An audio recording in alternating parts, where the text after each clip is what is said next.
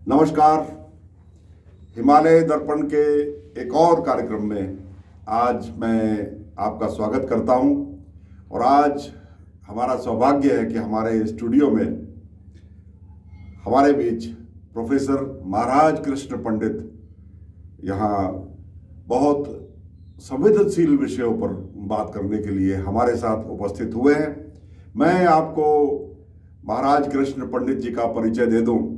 वैसे तो उनकी प्रतिभा और उनका अनुभव किसी परिचय का मोहताज नहीं, परंतु फिर भी जो अब तक का उनका करियर है वो अपने आप में उनका पूरा परिचय देता है।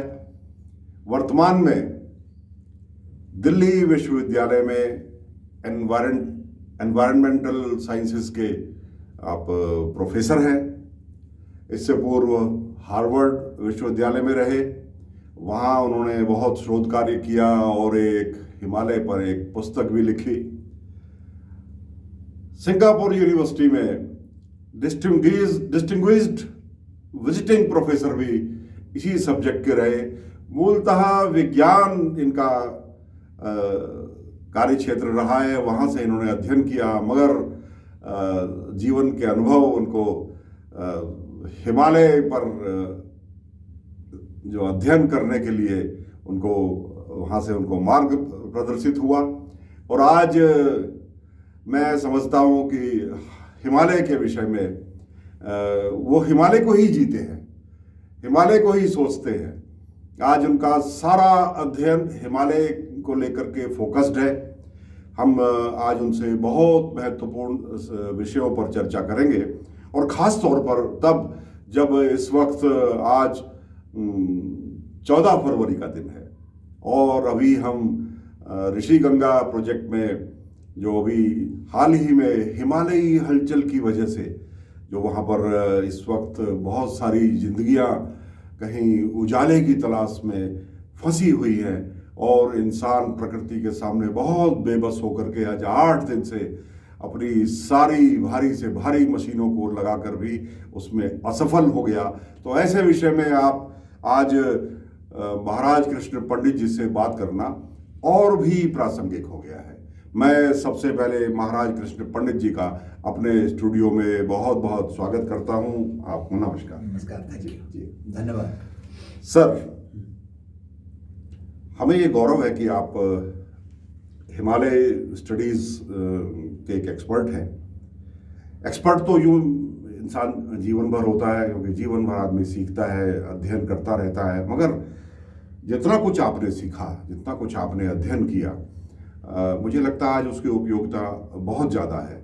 जो वर्तमान में अभी आपदा आई या हिमालयी हलचल समय समय पर होती रहती है, आप इस सब के विषय में, इसके मूल में आप क्या समझते हैं, क्या कारण है? पहले तो आपका बहुत बहुत धन्यवाद, आपने मुझे बुलाया। मैं एक आध दो बातें पहले थोड़ा सा स्पष्ट कर दूं। वो ये कि लोग हिमालय को देखते हैं जी, और हिमालय तो प्रेरणा के स्रोत रहे हैं, उसमें तो कोई शक की बात नहीं है। लेकिन मैं समझता हूँ हिमालय देखने की चीज़ नहीं है, हिमालय पढ़ने की चीज़ है और पढ़ने के साथ साथ फिर उसको समझने की चीज़ है। इसलिए इस बात को तो हमको ध्यान में रखना चाहिए, न तो ये पहली त्रासदी है और न ये आखिरी त्रासदी होगी हिमालय में। उसका मूल कारण ये है कि हिमालय के जन्म के साथ लेकर की उसकी प्रकृति है ये, इसमें कोई हमको आश्चर्य नहीं होना चाहिए। अब सब लोग जाते हैं, कहते हैं जी अब आपने ये देखा, आपने वो देखा। ये हजारों लाखों, अब 5.5 करोड़, 5 से 5.5 करोड़ साल की उम्र है हिमालय की, लेकिन इसके बनने के साथ ही इसकी जो इंस्टेबिलिटी है उसकी जुड़ी हुई है। वो हलचल जो आपने वर्ड यूज किया ना, तो वो उसके जो है उसकी प्रकृति में ही है, उसके नेचर में ही है। तो इसलिए जो है हमको कोई इससे निराश नहीं होना चाहिए हिमालय की प्रकृति, नंबर 1। नंबर 2 जो है कि अंग्रेजी में एक शब्द होता है, उसको बोलते हैं नॉन लीनियरिटी। नॉन लीनियरिटी का मतलब ये है कि जैसे हम समझते हैं कि भाई मैंने गाड़ी की चाबी दबाई तो इंजन स्टार्ट हो गया, ये तो ठीक है, सीधी सी बात समझ में आती है। यहां पर ऐसा नहीं है। हिमालय की प्रकृति में जो भी सारी हलचल होती हैं या जो भी उसके प्रोडक्ट्स होते हैं, वो कोई लीनियर फिनोमेना नहीं है। जैसे लोगों ने पहले कहा ये हो गया तो ये हो गया, ये हो गया ये हो, ऐसे नहीं होता है।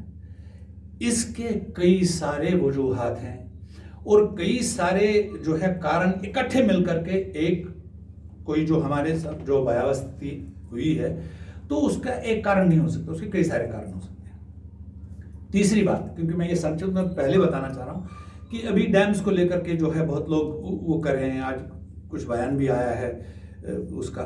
डैम्स की अपनी एक जरूरत है या नहीं है वो तो अलग विषय है, लेकिन ये जो हिमालय में जो ये त्रासदियां होती हैं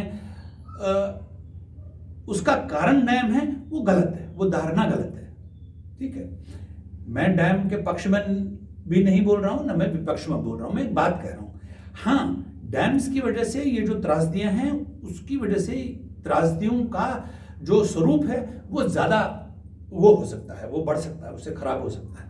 लेकिन डैम्स की वजह से त्रासदियां हो रही हैं, ये बिल्कुल गलत बात है। तो इसलिए तो ये तो है बैकग्राउंड जिस पर हम थोड़ा बात करना चाहेंगे। अब जो दूसरा इसका पहलू है कि तो फिर क्या है, कि हुआ क्यों होता है। ये तो कई वैज्ञानिकों ने, खासकर कि बाहर के जो हैं हमारे एक मित्र हैं ऑस्ट्रेलिया के वैज्ञानिक बॉब वॉसन, उन्होंने इस एरिया की पूरी गंगा, अपर गंगा कैचमेंट की 1000 साल की फ्लड हिस्ट्री स्टडी करी। ठीक है, और उसमें उन्होंने पाया कि ये हर उसका जो है एक साइकिल है। कभी वो साइकिल 50 साल का है, कभी 60 साल का है, तो ऐसे साइकिल्स आते रहते हैं। लेकिन मूलतः उन्होंने ये कहा कि हिमालय की नदियों में जो बाढ़ आती है या बाद में वो नीचे जाती है, उसका कारण सिर्फ बारिश नहीं है। आपकी बार बारिश कुछ नहीं होती, बारिश एक कारण है, ठीक है, लेकिन मूल कारण उसमें यह बताया गया कि हिमालय की नदियों में भूस्खलन से या जिसको टेम्पररी डैम से नदी रुक जाती है। अब वो टेम्पररी डैम होता है, वो तो मिट्टी का रहा होता है, तो कोई सीमेंट का तो कोई है नहीं स्ट्रक्चर, कच्चा तो हाँ, कच्चा एक उसमें वो लग गया। अब उसमें कच्चा हो गया तो पीछे झील बन गई। अब झील जब तक वो कच्चा डैम जो है जब तक उस झील को झेल सकता है तब तक वो झेलता है, लेकिन जब पानी पीछे भरने लगता है फिर वो झील को तोड़ देता है, उसको झील जो है वो उस कच्चे डैम को तोड़ देता है। लेकिन अब तक पानी काफी जमा हो गया होता, उसकी वजह से नीचे फ्लड की स्थिति होती है। नहीं तो आप मुझे बताइए कि इस वक्त जो है विंटर है ना, तो इस वक्त तो कोई बारिश नहीं है, कुछ नहीं है। ये एक प्रश्न है। जी हाँ, ठीक है ना। तो इसलिए जो है, और ये जैसे मैंने आपको बताया, ये हिमालय की नदियों की और हिमालय की जो है ये प्रकृति है, ये उसकी नेचर है, अस्थिरता हिमालय की प्रकृति। हाँ, ठीक है। अब दूसरा सवाल उठता है कि भाई भूस्खलन क्यों होते हैं? तो भूस्खलन मैंने आपको बताया, आपने तो खुद ही कहा वो हलचल उसकी जो है, खैर जियोलॉजिस्ट को टेक्टोनिक्स कहते हैं, कुछ भी कहते हैं, भूगर्भीय हलचल कई प्रकार की है वो। अब उस पर जो है, उस पर ग्लेशियर भी लगा हुआ है। ग्लेशियर के ऊपर कभी कभी लेक भी होती है, या पुरानी जिसको सर्क कहते हैं, जो ग्लेशियर हट गया पीछे लेकिन लेक पीछे छोड़ गया। ठीक है, तो वो सब चीजों से वो टूटते हैं।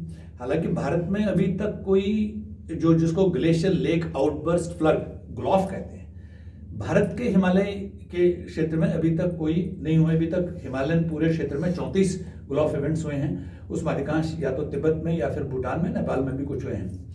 तो भारत में भी कोई वो नहीं हुआ, लेकिन पॉसिबिलिटी है। तो ये तो हो गई इसकी लोकल सेंस, लेकिन उसके साथ जुड़ा हुआ है जो ग्लोबल जो चेंज हो रही है। हम ये तो जानते ही हैं कि ग्लोब में जो है टेम्परेचर्स तो चेंज हो ही रहे, बढ़ ही रहे हैं, तो क्लाइमेट चेंज के नाम से या ग्लोबल चेंज के नाम से जी। तो बढ़ रहे हैं, तो उसका भी प्रभाव है। एक तो हुए जो स्थानीय प्रभाव हैं, जो मैंने आपको बताए, हिमालय की अपनी प्रकृति है, जो भी है, और हमने भी कुछ, मनुष्य ने भी कुछ छेड़छाड़ करी है। ठीक है, तो लेकिन उसके ऊपर फिर एक ग्लोबल जो है वो चेंज तो वो भी है। हमने ये देखा है अपने शोध में कि हिमालय में कई सारे जो हैं पिछले 30-40 साल में जो ये ग्लेशियर लेक है, जो ग्लेशियर्स के ऊपर जो ये झील होती है, ये इनका नंबर भी बढ़ा है और कुछ का वॉल्यूम भी बढ़ा है। सिक्किम में पर्टिकुलरली हमारी एक स्टडी है, उसमें हमने देखा कि वॉल्यूम भी बढ़ा है।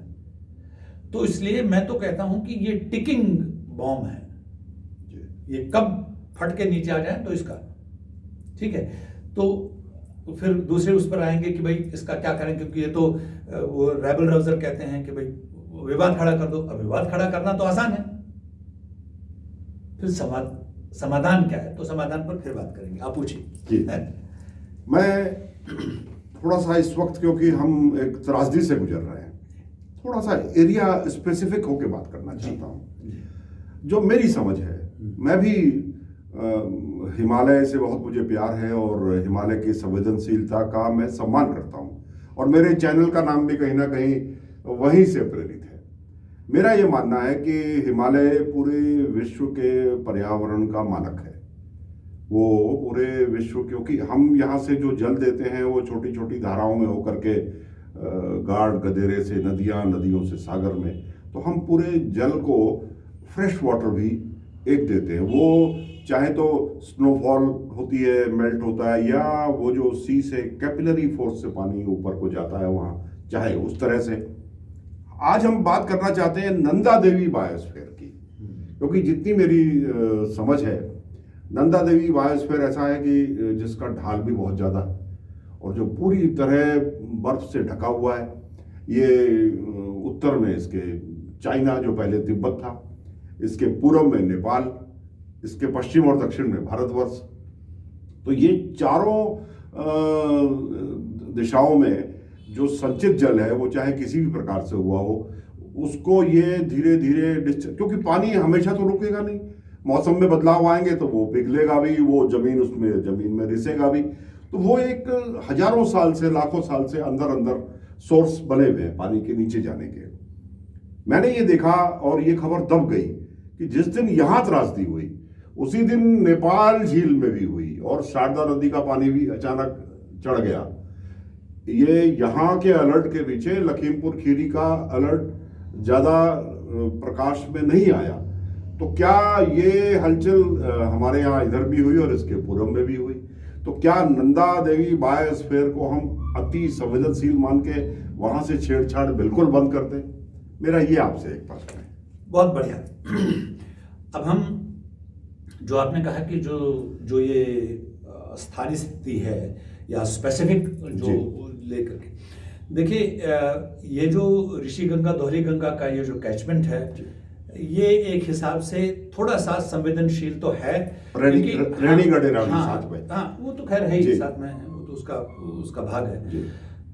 अगर आप वो आपने बहुत सही बात कही है कि इसका जो धौली का उतना नहीं, लेकिन अगर ऋषि गंगा का आप स्लोप देखें तो वो जो ऋषि गंगा है वो बहती नहीं है, वो गिरती है।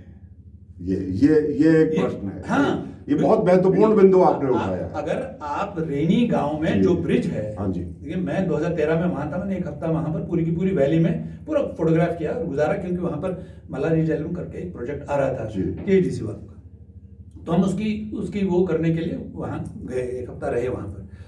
तो जब मैं उस पुल पे खड़ा हो गया तो मैंने देखा कि इतना सारा जो है मलबा पड़ा हुआ और एब्सोल्युटली बिल्कुल यूं जा रही थी नदी का जो स्लोप है 37 डिग्री, हाँ, बहुत ज्यादा है। ठीक है, तो इसलिए अब ये तो उसका जो ग्रेविटेशन का नियम है, यूं है तो गिरेगा ही नीचे, उसमें थोड़ा सा भी वो करने की। तो इसलिए तो बहुत आपने महत्वपूर्ण बात करी है कि हमको इसलिए भी सतर्क रहना चाहिए कि उसका स्लोप अत्यंत वो है। तीसरा, अगर आपको याद होगा तब पता नहीं, लेकिन मैं तो खैर, हम तो बहुत छोटे थे, लेकिन हमारे जो टीचर थे, तो वो 1970 में एक बहुत भीषण बाढ़ आई थी इसी इलाके में, बेलाकुची की बाढ़ के नाम से। तो उसमें उस वक्त जो हुआ, उसके बाद जो लोगों को शायद वो उसको जोड़ना नहीं चाहते, उसका जो एक जो रिजल्ट हुआ वो चिपको आंदोलन की उसमें शुरू। जी, उसके बाद हुआ, उसी गांव से हुआ। एब्सोल्युट जी। ठीक है। तो गौरा देवी जी गौरा जो देवी भी का गाँव है, है वो, जी हाँ। अब जो है मैं तो एक लेख में ये भी लिखा है कि अब उनका चीजें एक जगह आके केंद्रित हो रही है। बिल्कुल आपकी बात ये सही ठीक है। तो उसमें उस वक्त गवर्नमेंट ऑफ इंडिया जो भी थे committee, doctor M S Swaminathan जो हैं वैज्ञानिक, बड़े देश के जाने माने वैज्ञानिक, जो एग्रीकल्चर वैज्ञानिक, तो उस वक्त वो उनको उसकी अध्यक्षता में एक समिति बनी। और हमारे जो डॉक्टर वीरेंद्र कुमार, मेरे जो टीचर थे, वो बाद में चिपको कमेटी के चेयरमैन भी रहे, जिन्होंने फिर वो दिया निर्णय। तो उस वक्त जब चिपको का आंदोलन हुआ और चिपको कमेटी में उनको चेयरमैन बनाया गया, तो कई सारे जो फॉरेस्ट वाले जो थे उस वक्त ये कहते थे कि भाई हम तो बहुत कुछ गिने चुने पेड़ काट रहे हैं, 1 हेक्टर में इतने पेड़ काट रहे हैं, उससे क्या होगा, कुछ जो भी बात हो रही थी। एक तरफ गांव वाले थे और भट्ट भी थे, विशाल भट्ट जी। तो लेकिन फिर तो उसमें ऐसा लग रहा था कि जैसे वो गांव वालों की वो जो हार हुई है, कि उन्होंने कहा हम तो 3-4 पेड़ काट रहे हैं 1 हेक्टर में, उससे क्या फर्क पड़ेगा, भूस्खलन क्या है। लेकिन उस वक्त फिर भी वो एक सोशल मूवमेंट थी, वो एक कोई पर्यावरण मूवमेंट नहीं थी। लेकिन दूसरे दिन सवेरे उन्होंने खूब जो मैंने उनके साथ टाइम बिताया और जो मैंने अपनी पुस्तक में भी लिखा है इसका पूरा प्रसंग, उन्होंने सुबह वो रात भर पढ़ते रहे, वो किताबें साथ में ले गए थे, वैज्ञानिक तो थे ही। तो उन्होंने उस वक्त अपने उसमें ये कहा, सवेरे जो चीफ कंजर्वेटर फॉरेस्ट थे और बाकी जो मेंबर थे उनको, कि भाई हमको जो है ऋषिगंगा का जो ऊपर का इलाका देखना चाहिए। तो उन्होंने कहा क्यों?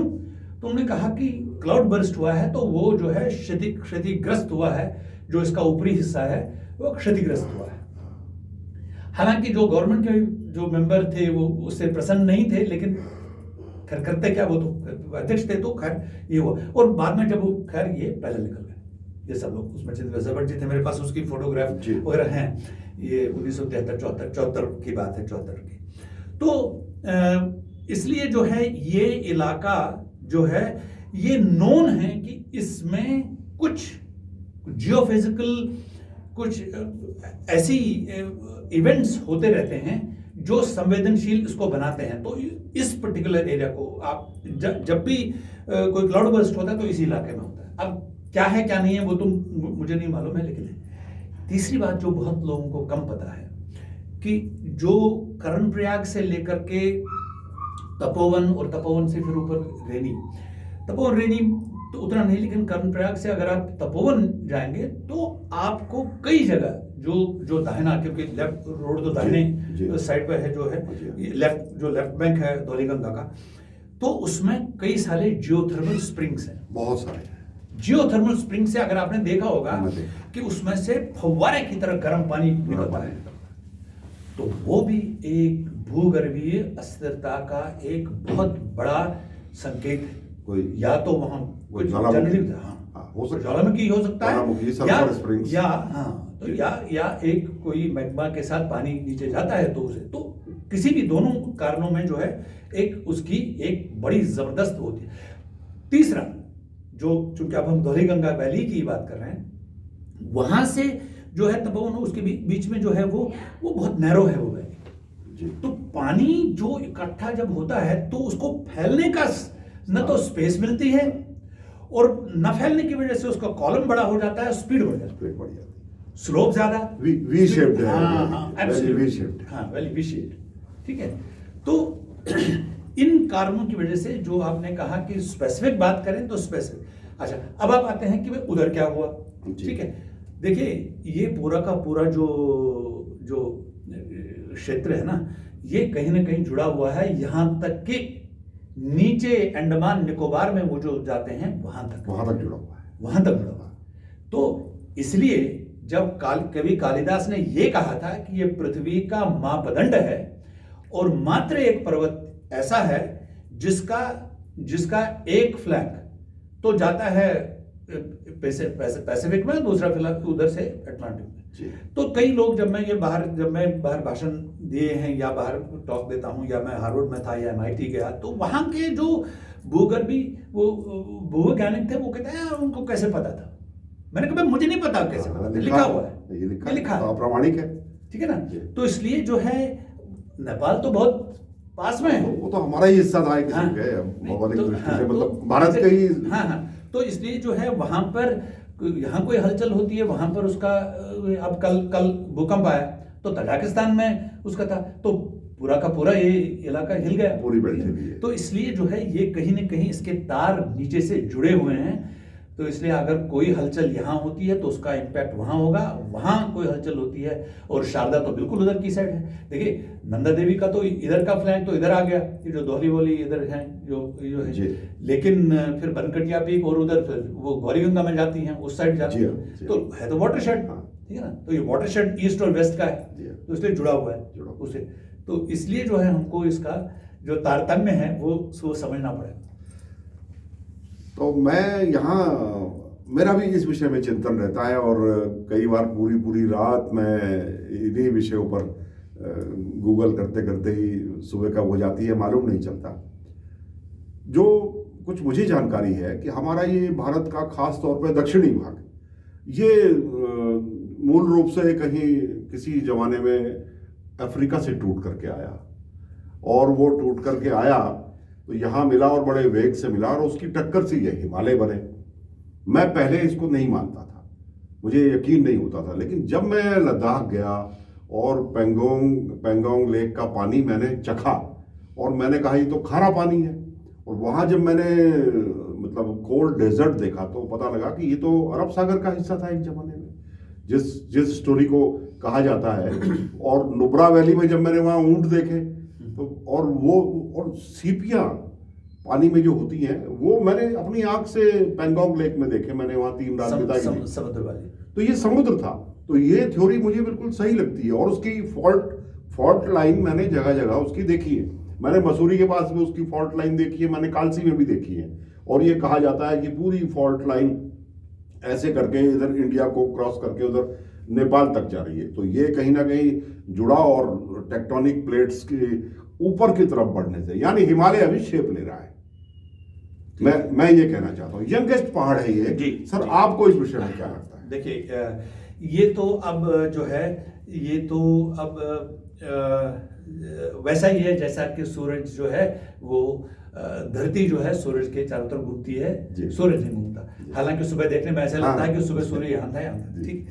तो देखिए ये तो बिल्कुल सही है कि जो भारत वर्ष की प्लेट थी, जिसको हम भारत कहते हैं, इंडियन सबकॉन्टिनेंट, ये कहीं एंटार्क्टिका के पास थी, वहां थी, ठीक है। और एंटार्क्टिका में कई सारे जो है ये जुड़ा था, उसको गोंडवाना लैंड के नाम से, जो गोंडवाना के जो ट्राइब है उसके नाम, तो गोंडवाना लैंड वहां था, ठीक है।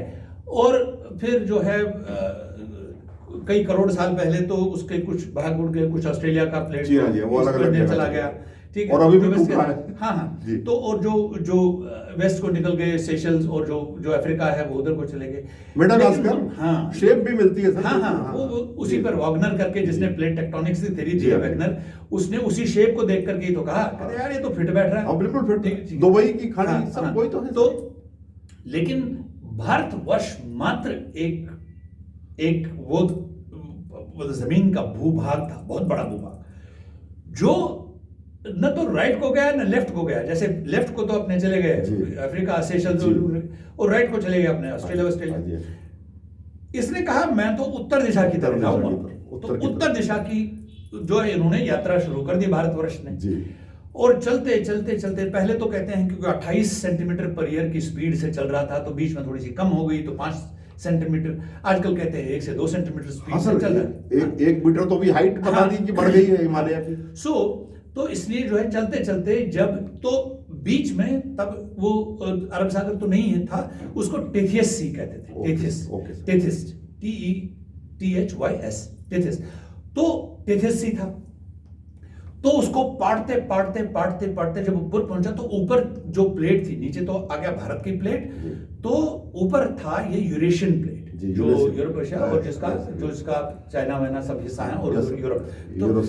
तो चूंकि कहते हैं जो भूवैज्ञानिक है वो ये समझते हैं कि जो ये टेथिस था, ये समुद्र था, जो समुद्र की प्लेट होती है वो कम डेंस होती है, ठीक है। ये तो पूरा का पूरा जो भारत की प्लेट थी ये तो बहुत डेंस थी, और वो तो ये उसके नीचे घुस गया, ठीक है। और प्रेशर करते करते करते जो वो पूरा जो उसकी टेथिस की जो फ्लोर जो जो जो उसकी प्लेट थी जी। उसको उठा दिया।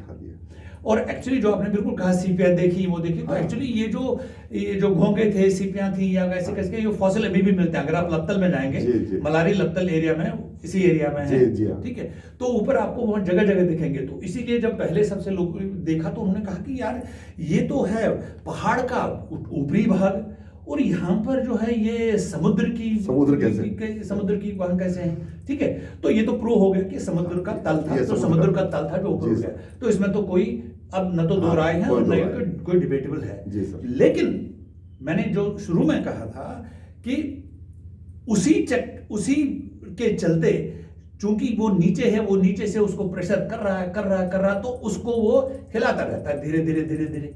तो हिलने से भूस्खलन भी होगा, हिलने से उसके ऊपर अगर ग्लेशियर है तो वो भी टूटेगा, हिलने से जो है ऊपर से चाहे वो एवलांच है वो भी आएगी। क्योंकि जब आपका धरातल ही हिल रहा है या धरातल ही अस्थिर है तो ऊपर के स्तर कहां से ढूंढ रहे हो। तो इसीलिए मैंने अपने लेखों में, और बल्कि मेरी 2013 में मैंने ये चेतावनी दी थी, नेचर जो विज्ञान की सबसे बड़ी पत्रिका होती है, तो उसमें मैंने ये कहा था कि टेम्परेचर के बढ़ने के साथ साथ जो भूगर्भीय अस्थिरता है हिमालय की, उससे हमको सतर्क रहना चाहिए और वो सतर्कता बरतनी चाहिए, और हमको एक सिस्टम ऑफ सर्वेलेंस और मॉनिटरिंग का प्रावधान करना चाहिए। नहीं तो हम हर बारी फिर एनडीआरएफ को भेजते रहेंगे, फिर अपनी लाशें गिनते रहेंगे, या दुर्भाग्य है। तो उससे पहले तो ये पोस्टमार्टम अप्रोच की जगह एक प्रोएक्टिव अप्रोच होना चाहिए। जी सर, कोई भी दुर्घटना होती है तो 4 दिन बाद हम उसमें इसरो की तस्वीर ले आते हैं कि इसरो ने बताया कि यहाँ पर 3 दिन पहले 5 दिन पहले तो बहुत हैवी स्नोफॉल हुआ था, और 3 रोज पहले ये पूरा एरिया बर्फ से खाली हो गया, वो बर्फ नीचे को स्लाइड कर गई। तो सर ये जैसा आपने पोस्टमार्टम सब बोला, हम ये बाद में ही क्यों बताते हैं कि ऐसा हो गया, क्यों नहीं, जब हमको मालूम है कि ये संवेदनशील एरिया है और इसका असर अभी तो ये थोड़ी नज़दीक में ही कंट्रोल हो गया। 2013 में तो इसका असर कहाँ तक गया था, बहुत बड़े क्षेत्र में गया, और किसी दिन और बड़ी दुर्घटना हो गई तो ये फिर बंगाल की खाड़ी तक जाएगा। ये आप बिल्कुल सही कह रहे हैं और मुझे उसकी चिंता है, और इसको मैं बार बार जो है अपने लेखों में कहता गया हूं कि 2 चीजें बहुत जरूरी हैं। एक तो हमको मॉनिटरिंग और सर्वेलेंस और कम्युनिकेशन, 3 चीजें, मॉनिटरिंग, सर्वेलेंस और जो वहां से निकलता है और उसका कम्युनिकेट करना तुरंत। अगर आपको 2 दिन मिलते तो आप समझ सकते थे कि आज हमारे पास ये जो जाने गई हैं नहीं जा तो, और उसका खर्चा उतना भी नहीं है जितना अब आप खर्चा कर रहे हैं। तो अगर हम प्रोएक्टिव अप्रोच लेके चलें, भाई आपके आईआईटी रुड़की है, हम कई सालों से काम कर रहे हैं, हमारा विश्वविद्यालय काम कर रहा है, इतने सारे लोग हैं आपके पास, आपको कोई खरबों अरबों रुपए खर्च करने की जरूरत नहीं है आज। मैं सर विषयांतर नहीं करूंगा, लेकिन मुझे यहाँ एक बात याद आ गई जो हमारे गजेटियर्स में उल्लेख है। सर 1914 में रायवाला में बैठकर एक अंग्रेज इंजीनियर ने उस वक्त टेलीग्राफ की लाइन डाली थी एक लेक पर, उसको मालूम था कि ये लेक फटेगी, और उसकी सूचना समय रहते दे दी थी कि ये लेक फट गई है। वहाँ उसने एक आदमी अपॉइंट किया था। जब 1914 में जब टेक्नोलॉजी का अभाव था, एक सिंगल तार से टेलीग्राफिक कोड मैसेज से अगर उस वक्त ये जान बचाई जा सकती है तो आज क्यों नहीं। सर मैं आपकी ही बात को तस्दीक कर रहा हूँ, ये दर्शकों की जानकारी के लिए। ये बिल्कुल सही है, उसके बगैर हमारा कोई वो कहते हैं ना कि वो हमारे और कोई चारा नहीं है, और कोई चारा नहीं है। ये जो पोस्टमार्टम अप्रोच है, तब बताए वो जब चिड़िया चिड़ गई खेत, अब क्या करोगे, तो सब कुछ हो गया। तो इसलिए जो है भारतवर्ष पर्टिकुलरली जो है, और मैं थोड़ा सा उसको बाद में उस पर आऊंगा, लेकिन इस वक्त जो है जो भी हमारे जो डिसीजन मेकर्स हैं और पॉलिसी मेकर्स हैं, कुछ ऐसी भी कुछ हुई है, क्योंकि थोड़ा सा ये वो विषय अंतर है कि जो लोग ज्यादातर टेलीविजन पर आते हैं उनको एक्सपर्ट समझने लग जाते हैं, वो दरअसल पॉलिसी मेकर्स, क्योंकि वो ज्यादा देखते हैं। अब हम कहते हैं भाई किस यूनिवर्सिटी में गए हैं, कहाँ पढ़ा है, कभी मतलब क्योंकि पिछले दिनों तो ये भी था कि लोग विष्णुप्रयाग को ऊपर बता रहे थे और रेडी को नीचे बता रहे थे। अब क्या करें, वो एक सर कई चैनल से तो ये बताया कि ये पानी टिहरी झील में जाता है। तो मैं भी सुन रहा था। तो इसलिए जब अगर आपकी साइंटिफिक प्रिसीजन नहीं है तो साइंस की जो समझ, जो वैज्ञानिक समझ और तकनीकी सॉल्यूशन, इनका मिश्रण अगर जब तक नहीं होगा तब तक हमारे जो हम जितने भी निर्णय लेंगे वो गलत होंगे। आपने उदाहरण दिया कब अंग्रेजों ने, कब पता नहीं कब 100 साल हो गए, 1914 तो 100 साल हो गए, तो हम भी कर सकते हैं, क्यों नहीं कर सकते? क्योंकि हमारे पास अब सैटेलाइट भी हैं, हमारे पास अब अरे छोटे छोटे ड्रोन हैं आजकल, वो भी महंगे नहीं है, कई सारी चीजें हैं, आप कितना बचा सकते हैं। ठीक है। और तीसरी बात मैंने ये भी बार बार कहता हूं कि जब तक आपके यहाँ स्कूल्स में, वो मेरा एक और प्रोजेक्ट जो मैं जिसको करना चाहता हूं, कि जब तक यहाँ के स्थानीय स्कूलों और कॉलेजेस में बेसिक भूगर्भ और इकोलॉजी की जानकारी बच्चों को नहीं देंगे, उनको समझ नहीं आएगा कि वो किस धरातल पर खड़े हैं। उनको बताना चाहिए सब, बिल्कुल कहानियों में। मैं तो अब एक जो अपनी पुस्तक का जो है, मैं उसको कहानियों में बदल रहा हूँ। ठीक है, गंगा की कहानी, हिमालय की कहानी, ठीक है। तो इसी तरह से कई कहानियों में, तो जैसे वो खुद बता रही है अपनी कहानी, तो ये कहानियां बतानी जरूरी हैं, क्योंकि स्टोरी से जो है बच्चा एकदम से वो जान जाता है।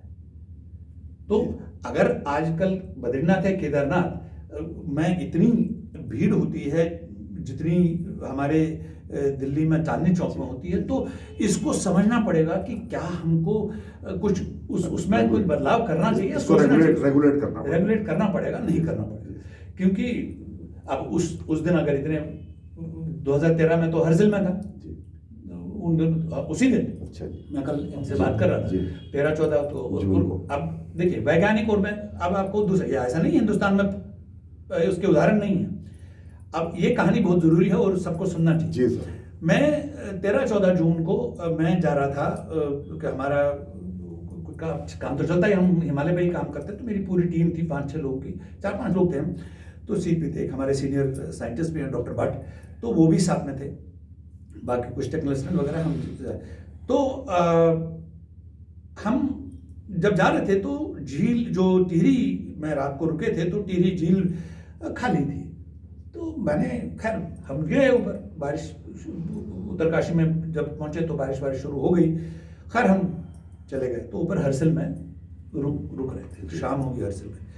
तो जब हर्सिल में, जहाँ वो पुल है, हर्सिल से पहले एक पुल है छोटा, उसका असल में गया, वो हर्सिल में स्टे किया। तो हाँ, तो वहां पर हम कुछ कर रहे थे, सैंपलिंग कर रहे थे, तो लेकिन पानी कुछ बहुत ज्यादा था, क्योंकि 13-14 जून को इतना बहुत ज्यादा पानी नहीं आता है कुछ, तो क्योंकि कई सालों से मैं भागीरथी को भी, अलकनंदा को भी देखता आ रहा हूँ, तो पता नहीं, मुझे कुछ ऐसा लगा कि कोई 6-6:30 बजे शाम हो गई थी, अंधेरा हो रहा था, तो मैंने डॉक्टर भट्ट को कहा, मैंने कहा भाई वापस चलो। तो नहीं सर, हम तो जी वहाँ पर हम रुक रहे हैं रात को, तो क्यों?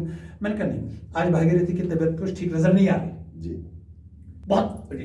खैर वापस आए तो छम भी पहुंचे, वहां पर जो छम एक जगह है, तो हम नीचे पहुंचे तो खाली, तो हम गए फिर नीचे उसमें गए डैम में, तो वहां पुराने लोगों के मकानों के दीवारें हैं, और वो जो खूंटे से, जहाँ खूंटे पर गाय बंधे, उनके फोटो खींचता रहा। मैंने कहा ये भी एक पुरातत्व है, क्योंकि डैम खाली हो गया। तो खैर उसके बाद हम जब तीसरे-चौथे दिन, तब तक तो हाहाकार मच गया था, वो सब कुछ हो गया था, तो हम जो है वहाँ THGC पहुंचे। तो THGC में एक हमारे मित्र हैं, तो हमने उनसे पूछा, मैंने कहा भाई ये डैम खाली क्यों था? तो उन्होंने बताया कि साहब हम जो है इसको 7-8 जून से मॉनिटर कर रहे थे, तो भागीरथी में पानी का बहाव कुछ गत वर्षों से कुछ ज्यादा लग रहा था। देखिए ये है विज्ञान। हाँ जी, ठीक है, कि जो बेस फ्लो था वो बढ़ गया था, क्योंकि इतने सालों से हमारे पास मॉनिटरिंग है, तो ये बढ़ रहा था, तो हमने डैम खाली कर दिया। डैम खाली कैसे किया? वो डैम सेफ्टी इंजीनियर्स ने खाली कर दिया, तो वो है टेक्निक। तो वैज्ञानिक समझ और तकनीक सॉल्यूशन जब साथ में मिलते हैं, तो उसमें ये हुआ, अगर अब मानिए कि अगर उस समय पूरी झील 40-42 किलोमीटर की है ना, वो भरी होती, तब क्या होता?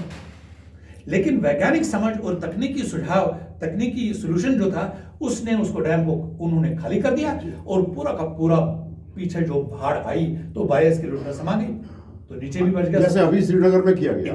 जी, एग्जैक्टली। तो इसलिए जो है, इसलिए कुछ लोग जो समझते हैं कि डैम के सिर्फ नेगेटिव नहीं इम्पैक्ट है, कंट्रोल भी करता है ना, नियंत्रण वो भी ठीक नहीं है, लेकिन उसके दुष्प्रभाव हैं वो भी कहना चाहिए।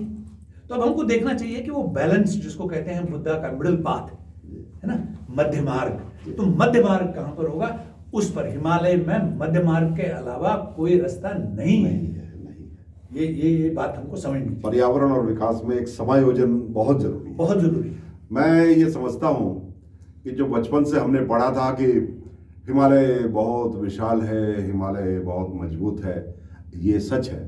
मगर आज जब हमने हिमालय के साथ छेड़छाड़ शुरू की तो हमें साथ साथ ये भी मालूम चला कि हिमालय जितना विशाल है उतना ही संवेदनशील भी है, और उसकी संवेदनशीलता से खिलवाड़ ये पूरी मानव सभ्यता के लिए ही हानिकारक है। इससे जो हिमालय से जो छेड़छाड़ हो बहुत कैलकुलेटेड हो, और जैसा कि हमने अभी इस टनल के लिए भी कहा, हमने कर्णप्रयाग की रेल परियोजना के लिए भी कहा, हमको कोई भी परियोजना बनाने से पहले उसके एस्केप रूट जरूर बनाने चाहिए। हमें ये जो हमारी घटनाएं हैं उसके ऊपर नहीं छोड़ देना चाहिए। हमको एस्केप रूट बनाए बिना कोई भी परियोजना नहीं भविष्य में प्लान ही नहीं करनी चाहिए, भले ही उसमें समय ज़्यादा लगे, भले ही उसमें खर्चा ज़्यादा लगे। मैं अंत में अपने आज के अतिथि महाराज कृष्ण पंडित जी से ये पूछना चाहता हूँ कि आज आप क्या संदेश देना चाहते हैं कि क्या हिमालय में ये विकास की परियोजनाएं जिस प्रकार से अभी चल रही हैं उसमें ये 4 लेन जो सड़कें बन रही हैं, ऑल वेदर जिसको कहा जाता है, उसके लिए जो ये ब्लास्ट हो रहे हैं वो भी, और जो सुरंगों में हम आज रेल की परियोजनाएं, और यहाँ तक कि अब हम सड़क मार्ग भी, जैसे चंबा शहर के नीचे से हमने सुरंग बना दी, हमने दरासू बैंड से बड़कोट के लिए सुरंग बना दी, तो इसके विषय में कोई आप अपनी राय देना चाहते हो? देखिए, ये तो घूम फिर के वही है कि दैट वो जो हम दिल्ली रहते हैं, तो मैं तो ये नहीं कह सकता कि मेरे लिए तो ट्रेन भी बहुत अच्छी हो, मेरे लिए जो है बिजली भी हो, मेरा कंप्यूटर भी चले, मेरा एसी भी चले, मेरा सब कुछ चले, और जो उत्तरकाशी में रह रहा है उसके पास कुछ ना हो, ठीक है ना? या कर्णप्रयाग वालों को रेल नहीं चाहिए। देखिए, आप ये नहीं कह सकते कि भाई हम जो शहरों में रहने वाले लोग हैं, या देहरादून में रहते हैं, या मसूरी में रहते हैं, या दिल्ली रहते हैं, या कहीं रहते हैं, तो ये तो नहीं हो सकता कि दैट एक मानव को तो सब सुविधा चाहिए और दूसरा जो कहे कि भाई मेरे को कुछ नहीं, तो वो गलत होगा। ठीक है, तो मैं तो इसमें बड़ा क्लियर हूं। आपने जो बड़ी बात कही कि जो विकास है और ये पर्यावरण है, या जिसको हम कंजर्वेशन कहते हैं, पर्यावरण ना कह करके कंजर्वेशन, क्योंकि मैंने अभी जुलाई में एक और नेचर के पेपर में ये लिखा था कि जो है कि हिमालय को हम क्यों ना एक बहुत बड़ी जो है एक नेचर पार्क बनाए। लेकिन नेचर पार्क फिर वो कहते हैं जंगल में मोर नाचा किसने देखा। अब लोग तो जाएंगे ही, लोग जो रहते हैं उनको रेल तो देंगे ही, ठीक है ना। अगर आप इंडिया को ओवरऑल देखें, जैसे कहते हैं ना डैम इतने बन गए, ये हो गया बिजली, आप देखें हम कहीं बहुत लो रैंक में हैं दुनिया में, कई अफ्रीकी देशों से नीचे हैं जो बिजली की खपत के हिसाब से। तो आपके अगर गांव में, किसी गांव में किसी बेचारे ने एक बिजली का लट्टू भी नहीं देखा, बल्ब जिसको बोलते हैं, नहीं देखा, तो हम तो रहे एसी में, और हम तो रहे, और उसको वो भी नसीब ना हो, तो वो भी बात गलत होगी। इसलिए जो बात आपने कही कि हमको एक ऐसा दोनों के बीच में एक मध्य मार्ग निकालना चाहिए कि कितना करना। जैसे हमने एक अपने उसमें बताया था कि भाई क्या हम नंबर ऑफ डैम्स कम कर सकते हैं, बिजली अगर खपत कम करें तो लेकिन अब वो देखिए टेक्नोलॉजी उसके हेल्प में आ गई, सोलर टेक्नोलॉजी अब आ रही है बड़ी बढ़ चढ़ करके। तो आगे आने वाले वर्षों में कुछ ऐसा होगा कि जैसे टेक्नोलॉजी बेहतर होती जाएगी, टेक्नोलॉजी विल बी चीपर, वो आसान होगी, तो इसलिए हमको ज्यादा डैम बनाने की जरूरत भी नहीं पड़ेगी। ठीक है, तो ये डैम या, लेकिन अब जो पहाड़ में टनल बने या पहाड़ पर रास्ता बने, अब उसमें भी है, उसमें भी तो टनल मुझे लगता है कि थोड़ा सा कम हानिकारक है कम मेरे हानिकारक। हिसाब से। तो वैसा ठीक है? मुझे भी ऐसा लगता है। और जो वो करता रहता है वो करके वो क्योंकि जो है, लेकिन उसके भी अपने दुष्प्रभाव हैं। कई लोग कहते हैं कि भाई वो जो जलधाराएं होती हैं अंदर से बहती हैं, टनल दे उसको गैप आ जाता है, वो डिस्टर्ब खैर, हो रही है। वो ठीक है, वो उधर से निकल सकता है। तो balance between conservation and environmental preservation and development, ये इस वक्त की मांग है। हम अपने एक धड़ा जो है हमारी पॉपुलेशन का, उसको हम विकास से वंचित नहीं रख सकते, लेकिन दूसरा उससे विनाश हो उतना भी नहीं कर सकते। तो एक बीच का रास्ता जो हमको मिले वो अपना के चलना चाहिए, और वो विकास का रास्ता तभी मिलेगा जब आपके पास पूरी वैज्ञानिक समझ होगी और उसके साथ साथ तकनीकी सॉल्यूशन आप साथ में लेके चलेंगे, तब ये सही होगा। आज हमने जिन विषयों पर महत्वपूर्ण चर्चा की, इस पूरी बहस का लब्बो लुभाव मुझको जो समझ में आया एज ए लेमैन, मैं कोई पर्यावरणविद नहीं हूं, कि prevention is always better than cure, जो अंग्रेजी की कहावत है। हमें 4 दिन बाद सैटेलाइट की स्टडी के कारण नहीं चाहिए, हमको उसका समस्या उत्पन्न होते ही निवारण भी साथ साथ चाहिए। जब हमारे पास फैसिलिटी है, जब हमारे पास आज एक तीसरी बहुत ही शक्तिशाली आंख सैटेलाइट के रूप में हमने आसमान में, आकाश में, अंतरिक्ष में स्थापित कर दी है, तो हम उसका लाभ क्यों नहीं उठाते। इसको इन आपदाओं से 24 घंटे 24/7 हमको जोड़कर रखना चाहिए। एक संदेश हमारे डॉक्टर साहब ने ये दिया। दूसरा, बहुत ही विकासोन्मुखी और प्रगतिशील, आज मैंने एक पर्यावरणविद को, मैं आपसे क्षमा प्रार्थना के साथ ये कहना चाहता हूँ, आमतौर पर पर्यावरणविदों की एक छवि बनी हुई है कि पर्यावरणविद जो हैं, जो पर्यावरण का अध्ययन करते हैं, वो लोग विकास के विरोध में हैं, विकास विरोधी हैं। मगर नहीं, डॉक्टर साहब ने इतनी बैलेंस्ड बात कही कि हमें देश के ऐसे भूभाग को जहां सबसे ज्यादा अंधेरा है उसको भी विकास देना आवश्यक है, परंतु पूरे प्रिकॉशंस के साथ, पूरी स्टडी के साथ। ये नहीं कि हम इसके दुष्प्रभावों को नजरअंदाज करें। और हर जगह रास्ता है, तकनीकी, विज्ञान और सूचना, इन तीनों का तालमेल करके अगर हम चलेंगे तो जिन डैम्स को हम आज कह रहे हैं कि ये विनाश है, वही डैम कल को किसी भारी प्राकृतिक आपदा के समय जल के प्रवाह को नियंत्रित करने में भी मील का पत्थर साबित होंगे। आज हमारे महाराज कृष्ण पंडित जी हमारे स्टूडियो में आए, बहुत महत्वपूर्ण जानकारी दी। किसी और समय हम आपसे और जानकारी लेना चाहेंगे और हिमालय दर्पण उत्तराखंड के दर्शकों के साथ इसको शेयर करेंगे। हमारे साथ जुड़ने के लिए आपका बहुत बहुत आभार, और इसी के साथ महाराज कृष्ण पंडित जी का भी आभार। नमस्कार। नमस्कार।